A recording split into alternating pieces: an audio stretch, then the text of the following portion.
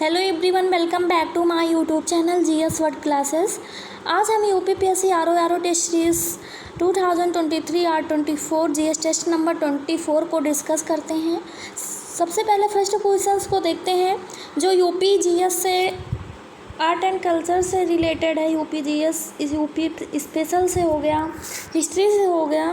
तो देखते हैं, आज डिस्कशन करते हैं क्वेश्चंस पर। फर्स्ट क्वेश्चन है, उत्तर प्रदेश के किस जिले में देवगढ़ का दशावतार मंदिर स्थित है? ऑप्शन में दिया गया है आगरा, बी ऑप्शन में है ललितपुर, और सी ऑप्शन में है मिर्ज़ापुर, और डी ऑप्शन में है सहारनपुर।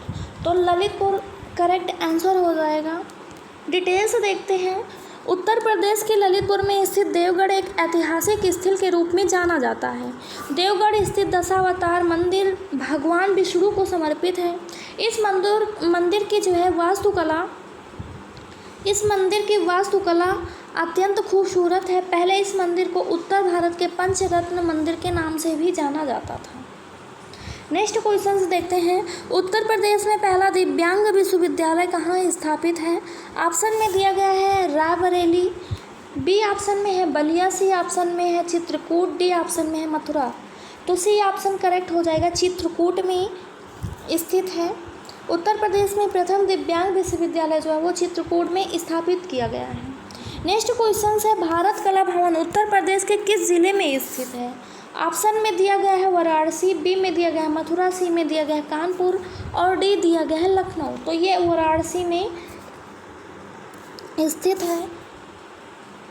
भारत कला भवन वाराणसी में काशी हिंदू विश्वविद्यालय में प्रांगण में स्थित एक चित्रकला है। यह एशिया का सबसे बड़ा विश्वविद्यालय संग्रहालय है। नेक्स्ट क्वेश्चन से देखते हैं, चतुर्थ बौद्ध संगीत किसके शासनकाल में आयोजित की गई थी? तो ऑप्शन ए में है अशोक, बी में है अजातशत्रु, सी में है कालाशोक, और डी में है कनिष्क। तो चतुर्थ जो है वो कालाशोक के समय काल में आयोजित किए गई थी, शासनकाल में।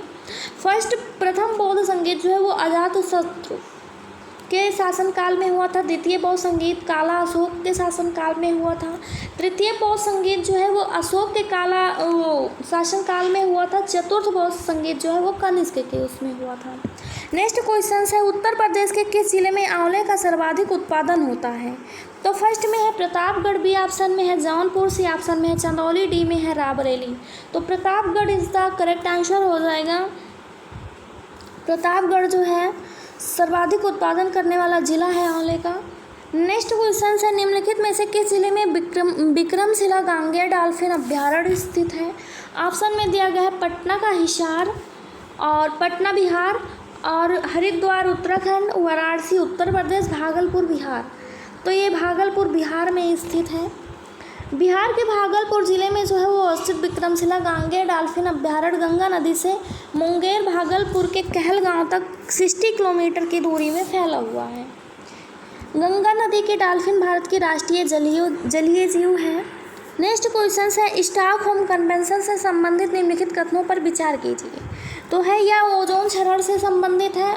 स्टेटमेंट वाइज क्वेश्चन है। फर्स्ट स्टेटमेंट में कहा गया है यह ओजोन क्षरण से संबंधित है, और सेकेंड ऑप्शन में कहा गया यह संधि 2004 से लागू है। तो फर्स्ट वाला जो है वो गलत है, और इसमें सेकेंड ही स्टेटमेंट करेक्ट है। ये 2000 या संधि 2004 से लागू हुआ था। डिटेल्स में देखते हैं इसको। स्टॉकहोम कन्वेंशंस जो है वो मानव स्वास्थ्य और पर्यावरण के परसिस्टेंट ऑर्गेनिक पॉल्यूटेंट्स पीओपी या जैविक प्रदूषकों से बचाने के लिए एक वैश्विक संघ है।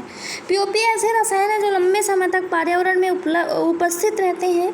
ये भौगोलिक रूप से वितरित हो जाते हैं तथा जीवित जीवों के वसायुक्त ऊतक में जमा हो जाते हैं, और मनुष्यों एवं वन्य जीवों के लिए विषाक्त होते हैं। इस सम्मेलन के लिए वार्ता स्टॉकहोम में 23 मई 2001 को पूरी हुई थी। यह सम्मेलन 17 मई 2004 को प्रारंभिक होकर 128 पार्टियों और 151 हस्ताक्षरकर्ताओं द्वारा अनुसमर्थन के साथ लागू हुआ। नेक्स्ट क्वेश्चन है, स्टेटमेंट वाइज क्वेश्चन है। निम्नलिखित कथनों पर विचार कीजिए। फर्स्ट में कहा गया सूरदास अकबर के समकालीन थे, और सेकेंड में कहा गया तुलसीदास द्वारा अकबर के काल में रामचरितमानस की रचना की गई थी। आंसर में दिया गया एक और दो दोनों कथन सत्य हैं, तो ये दोनों ही स्टेटमेंट करेक्ट है। सूरदास अकबर और जहांगीर के समकालीन थे। सूरदास ने अपनी जहांगीर के संरक्षण में सूर सागर की ही रचना की थी। तुलसीदास द्वारा अकबर के काल में रामचरितमानस की रचना की गई थी। नेक्स्ट क्वेश्चन है सुबोधनी, सिद्धांत, रहस्य और भक्तिवर्धनी धार्मिक ग्रंथों की रचना किसके द्वारा की गई थी? ऑप्शन में है वल्लभाचार्य, बी में है कबीरदास, सी में है सूरदास, डी में है नंददास। आंसर ए करेक्ट हो जाएगा वल्लभाचार्य। डिटेल्स में देखते हैं। वल्लभाचार्य मूलतः तेलंगाना के ब्राह्मण परिवार से संबंधित थे। बाद में वे अपने माता पिता के साथ वाराणसी में ही बस गए थे। वाराणसी में ही शिक्षा प्राप्त के बाद कृष्णदेव के काल में उनके द्वारा विजयनगर में ही वैष्णव संप्रदाय की स्थापना की गई थी।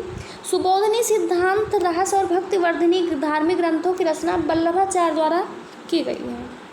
नेक्स्ट क्वेश्चन है शंकरदेव के संदर्भ में निम्नलिखित कथनों पर विचार कीजिए। फर्स्ट ऑप्शन में है स्टेटमेंट वाइज क्वेश्चन है। फर्स्ट में कहा गया है शंकरदेव उत्तर प्रदेश के एकेश्वरवादी संत थे, और सेकंड स्टेटमेंट पे है वो शिव एवं उनके अवतार की वृषभ की भक्ति करते थे। थर्ड में है उनके संप्रदाय को महापुरुषीय धर्म नाम से भी जाना जाता था। तो इसमें केवल यही थर्ड ऑप्शन ही करेक्ट है। डिटेल्स में देखते हैं। शंकरदेव असम और कामरूप के एकेश्वरवादी संत थे। वो विष्णु एवं उनके अवतार कृष्ण की भक्ति करते थे। शंकर के उपदेशों को भगवती कहकर संबोधित किया गया है क्योंकि वह भगवद गीता और भागवत पुराण पर आधारित थी। उनके संप्रदाय में संप्रदाय को महापुरुषीय धर्म नाम से भी जाना जाता है। नेक्स्ट क्वेश्चन से देखते हैं। निम्नलिखित कथनों पर विचार कीजिए। फर्स्ट में कहा गया है विधि के समझ समता का अर्थ है कि सभी नागरिकों को विधि के समझ समानता का दर्जा प्राप्त है। सेकंड में कहा गया है विधि के समझ समता का प्रावधान कनाडा के संविधान से ग्रहण किया गया है। आंसर इसका हो जाएगा फर्स्ट ऑप्शन करेक्ट है। विधि के समझ समता का अर्थ है कि सभी नागरिकों को समानता का दर्जा प्राप्त है, और ये कनाडा से नहीं, विधि के समझ समता जो है ब्रिटेन से लिया गया था। यह ब्रिटेन के संविधान से लिया गया है। इसकी प्रवृत्ति नकारात्मक है क्योंकि इसके तहत किसी भी विशेष अधिकार को स्वीकार नहीं किया गया है। 12th नंबर क्वेश्चन देखते हैं। विधि का शासन के अवयवों के संदर्भ में निम्नलिखित कथनों पर विचार कीजिए। किसी भी व्यक्ति को विधि के उल्लंघन के अतिरिक्त दंडित नहीं किया जा सकता है। सेकेंड स्टेटमेंट में है संविधान स्रोत नहीं बल्कि व्यक्ति के अधिकारों का परिणाम है क्योंकि संविधान के उद्भव को पूर्व में भी व्यक्ति अस्तित्व में थे। तो ये दोनों ही स्टेटमेंट करेक्ट हैं, दोनों ही। विधि का शासन यानी कि रूल ऑफ लॉ, विधि के शासन का विचार ये एवी डायसी द्वारा दिया गया है।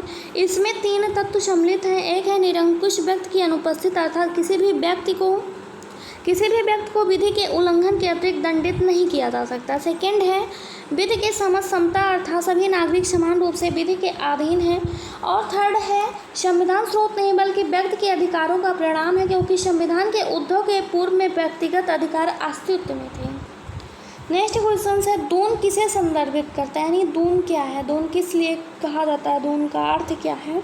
तो ये नदी घाटियों को संदर्भित करता है, या संरचनात्मक घाटियों को, या अल्पाइन घास के मैदानों को, या बाढ़ क्षेत्रों को। तो ये संरचनात्मक घाटियों को संदर्भित करता है। हिमालय और शिवालिक पर्वत श्रृंखला के बीच लंबी घाटियों को दून कहा जाता है।